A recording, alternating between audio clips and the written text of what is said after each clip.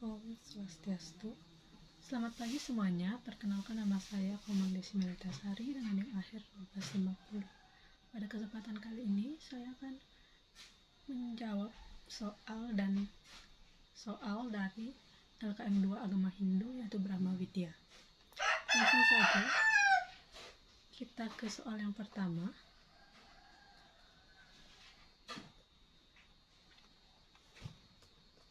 Yaitu Tuhan dalam agama Hindu di Bali disebut Sang Hyang Widi-Wasa. Mengapa konsep ini tidak dikenal di India? Jadi Sang Hyang Widi-Wasa adalah sebutan untuk Tuhan dalam agama Hindu di Bali. Istilah ini berasal dari bahasa Sanskerta dan Jawa kuno yang berarti penguasa atas hukum-hukum alam semesta atau Tuhan yang Maha Esa. Konsep ini muncul sebagai hasil penyesuaian ajaran Hindu dengan kepercayaan lokal di Bali dan diperkenalkan oleh Raja Waturenggong pada abad ke-16 agar ajaran ketuhanan dalam Weda lebih mudah diterima oleh masyarakat. Berbeda dengan di India, istilah ini tidak dikenal karena di sana konsep ketuhanan disebut dengan Brahman, Iswara atau Trimurti. Soal yang kedua, agama Hindu memuja banyak dewa. Apakah sebutan ini Hindu termasuk agama politeisme? Jadi, meskipun sering dianggap politeistik karena memiliki banyak dewa seperti Brahma, Wisnu, dan Siwa, agama Hindu secara filosofis lebih tepat dikategorikan sebagai henoteisme atau monoisme, yang dimana Hindu meyakini satu realitas tertinggi, yaitu Brahman, yang dimanifestasikan dalam berbagai bentuk dan nama dewa. Dalam kitab Weda dan Upanishad telah ditegaskan bahwa semua dewa merupakan aspek dari Brahman, seperti dalam ajaran Ekam Satwipra Bahuda Wadanti, yang berarti yang Esa disebut dengan banyak nama oleh orang bijak. Oleh karena itu, agama Hindu ini bersifat monoistik secara esensial. Soal yang ketiga, agama Hindu mengandung suatu konsep filosofis yang disebut Brahman, yang sering didefinisikan sebagai kenyataan sejati, esensi bagi segala hal atau sukma dalam semesta yang menjadi asal usul serta sandaran bagi segala sesuatu dan fenomena. Di tataran konsep, apa perbedaan Brahman dengan Sang Hyang Widi-Wasa? Jadi ada 4 aspek perbedaannya. Yang pertama dari makna, yang dimana Brahman memiliki makna sebagai kenyataan sejati, realitas tertinggi, dan esensi bagi segala hal. Sedangkan Sang Hyang Widi-Wasa memiliki makna sebagai Tuhan dalam ketuhanan Hindu di Bali.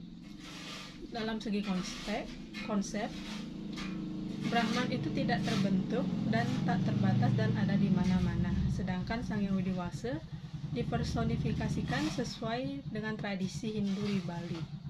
Kemudian dikenal. Jadi Brahman ini dikenal di India dan juga dalam filsafat Hindu global, sedangkan Sang Hyang Widi-Wasa ini lebih dikenal di Bali dan juga Nusantara. Dalam segi peran, yaitu Brahman memiliki peran sebagai sumber segala sesuatu termasuk dengan para dewa. Sedangkan Sang Hyang Widi-Wasa memiliki peran sebagai sebutan untuk Tuhan di Bali, yang dimana ini telah disesuaikan dengan kebudayaan lokal. Soal yang keempat, saat ini banyak komentar di media sosial tentang Hare Krishna ingin dikeluarkan dari Hindu. Menurut Anda, mengapa demonstrasi menolak Hare Krishna muncul dan berikan solusinya? Jadi menurut saya gerakan Hare Krishna merupakan bagian dari Bhakti Yoga dalam tradisi Vaishnavisme yang memuja Dewa Krishna sebagai Tuhan tertinggi. Namun terdapat beberapa alasan mengapa gerakan ini ditolak oleh sebagian umat Hindu di Indonesia. Yang pertama itu karena eksklusivitas ajaran, yang dimana beberapa kelompok Hare Krishna menganggap bahwa hanya pemujaan kepada Dewa Krishna yang dianggap sebagai jalan utama, yang dimana hal ini tentunya bertentangan dengan keyakinan agama Hindu yang lebih inklusif.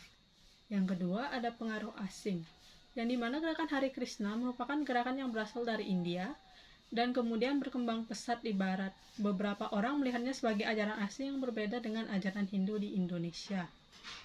Yang terakhir, yaitu polemik ritual, yang dimana beberapa praktik Hare Krishna adalah seperti tidak menyembah dewa lain selain Dewa Krishna, yang dimana Hal ini sangat berbeda dengan tradisi Hindu di Indonesia yang menghormati banyak dewa. Untuk solusi masalah ini tentunya ada beberapa sebagai berikut. Yang pertama itu kita bisa melakukan edukasi, yang dimana kita lebih meningkatkan pemahaman bahwa agama Hindu memiliki banyak aliran dan perbedaan yang seharusnya tidak dijadikan alasan untuk memicu konflik dan perseteruan yang tidak penting. Dan yang kedua yaitu toleransi beragama, di mana kita harus berusaha untuk lebih menghargai perbedaan dalam Hinduisme, yang dimana ini termasuk untuk menghargai tradisi Hari Krishna selagi hal itu tidak bertentangan dengan nilai dasar agama Hindu. Baik, sekian jawaban dari saya. Apabila ada salah kata, saya mohon maaf. Saya tutup dengan Parang Santi. Om Santi Santi Santi.